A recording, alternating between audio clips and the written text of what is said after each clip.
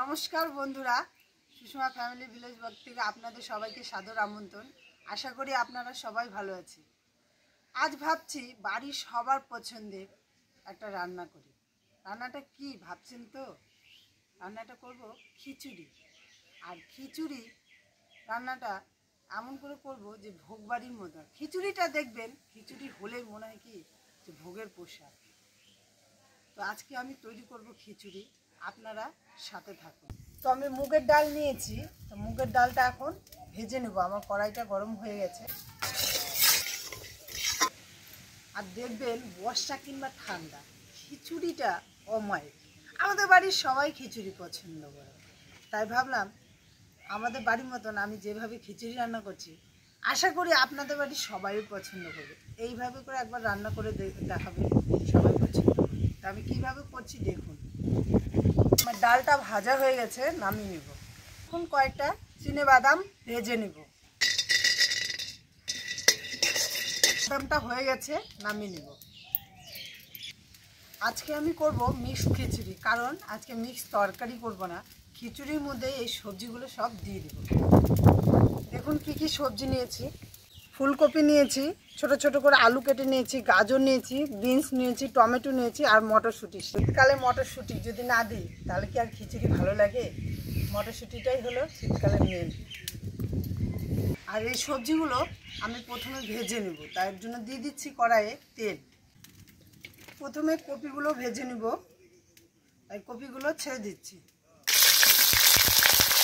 কপির মধ্যে জল আছে, তাই তেলে দেওয়ার সাথে সাথে কপিটা ফুটছে, তাই আমি দিয়ে দেবো হলুদ। আর হলুদ দিলে জলটা ফুটবে না। আপনারা একদিন ট্রাই করে দেখবেন। দিয়ে দিচ্ছি লবণ। দেখুন ফুটাটা বন্ধ হয়ে গেল। কপিগুলো আমার লাল লাল করে ভাজা হয়ে গেছে, এখন তুলে নিব। কপি ভাজার তেলের মধ্যেই আলুগুলো দিয়ে দেবো, গাজরগুলোও দিয়ে দেবো।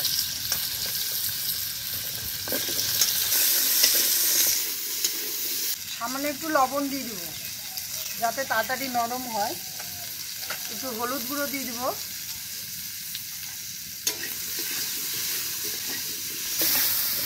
আজকে আমি গোবিন্দভোগ চালের খিচুড়ি করব, তাই জন্য গোবিন্দভোগ চাল নিয়েছি। চালটা ধুয়ে নিব। যে বিনসগুলো আছে বিনসগুলোও দিয়ে দেবো। বিনসগুলো তাড়াতাড়ি হয়ে যায়, আর আলু আর গাজরটা হতে একটু টাইম লাগে। আমি এই সবগুলো ভালো মতন ভেজে নেব। আর হয়ে গেছে, নামিয়ে নেব। এখন কড়াইয়ের মধ্যে দিয়ে দিচ্ছি তেল, দুটো তেজপাতা, শুকনো লঙ্কা, দিয়ে দেবো জিরে, সামান্য একটু আদা থেতো করে রেখেছি, এই আদা থেতোটা দিয়ে দেবো। গোবিন্দভোগ চালটা ছেড়ে দেব। একটু চালটাকে নেড়ে দিলাম। ভেজে রেখেছিলাম, তারপরে একটু ধুয়ে নিয়েছি, এখন দিয়ে দেব। এগুলো দিয়ে একটু ভালো করে নেড়ে নেব। একটা কাঁচা লঙ্কা চিরা দিয়ে দিব, লবণ দিয়ে দিব,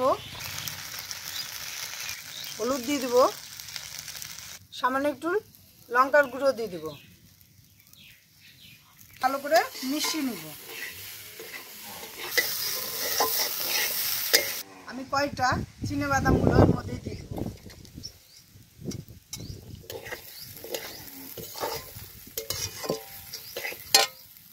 কাজু কিশমিশ দিয়ে দিচ্ছি। আর দেখবেন খিচুড়িটা একটু বড় জায়গা হলে ফুটতে ভালো হয়, তার জন্য আমি খিচুড়িটা এই হাঁড়িটার মধ্যে রান্না করব। তো আমি হাঁড়ি নিয়ে নিয়েছি, এখন হাঁড়িটা বসিয়ে দেবো, তারপরে খিচুড়ির চালগুলো ছেড়ে দেবো। হাঁড়ির মধ্যে দিয়ে দিচ্ছি। আর আমার চালগুলো কিন্তু বেশ সুন্দর করে ভেজে নিয়েছি। যত চালটা সুন্দর করে ভাজা হবে খিচুড়িটাও কিন্তু খেতে সুন্দর হবে। এখন জল দিয়ে দেবো।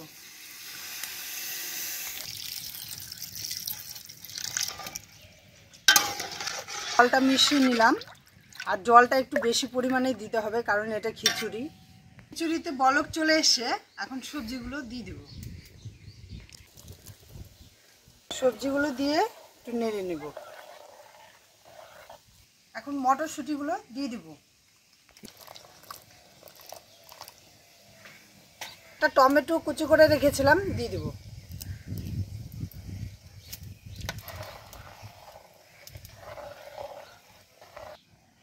আর খিচুড়িটা এখন চালটা ফুটে গেছে তো একটু, আর না নাড়লে কী হবে, নিচটা লেগে যাবে।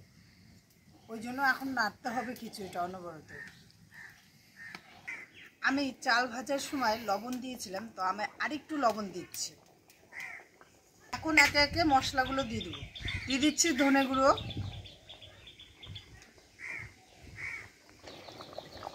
জিরে গুঁড়ো, গরম মশলা গুঁড়ো,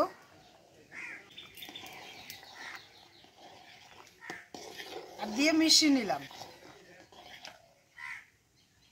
লাস্টে দিচ্ছি আদা বাটা। আদা বাটাটা লাস্টে দেওয়ার কারণ আদার একটা সুন্দর ফ্লেভার আছে, যেটা খিচুড়িকে দুগুণ স্বাদ বেশি করে দেয়, তাই দিয়ে দিচ্ছি আদা বাটা। এখন এই সব মশলাগুলো মিশিয়ে নিব। আর খিচুড়ির গন্ধটা যা বেরিয়েছে না, অসাধারণ বেরিয়েছে। খিচুড়ি গন্ধ পাচ্ছ?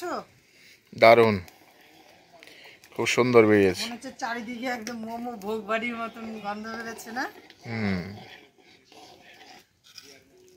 এটা আমার আর একটু ফুটুক, মশলাগুলোর গন্ধ, কাঁচা গন্ধটা যাক। আমি ততক্ষণ একটা বেগুন ভাজবো, তো গাছ থেকে একটা বেগুন নিয়ে আসি। দেখুন, এই গাছটা আমাদের নতুন গাছ, আর একটাই বেগুন ধরেছে, কত বড় হয়েছে এই দেখুন। হয়ে গেছে আমার, লাস্টে ঘি দিয়ে নামিয়ে দিব। খিচুড়ি কিন্তু মেন হলো ঘিটা, ঘিটা না হলে কিন্তু খিচুড়ি সম্পূর্ণ হলো না, তাই লাস্টে দিয়ে দিচ্ছি। আর শীতের দিন ঘিটা এতটা জমে গেছে, বের করতে পারলাম না, হাত দিয়ে বের করতে হলো। দিয়ে দিলাম ঘিটা, আর আমার খিচুড়িটাও হয়ে গেছে, নামিয়ে দিব। আমাদের গাছের এই একটা বেগুনি কত বড় দেখুন। তো এটাকে আমি ভেজে নিব।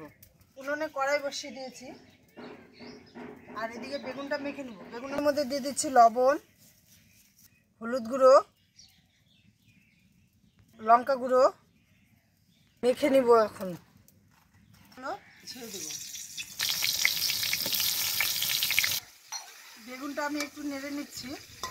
সময় টিপটিপে আছে করতে হবে, তো বেগুনটা একটু ঢাকা দিয়ে দিই, তাহলে নরমটা ভালো হবে। বেগুনগুলো এপিট ওপিট করে সুন্দর করে ভেজে নিচ্ছি। বেগুন ভাজাটা আমার হয়ে গেছে, নামিয়ে নেব।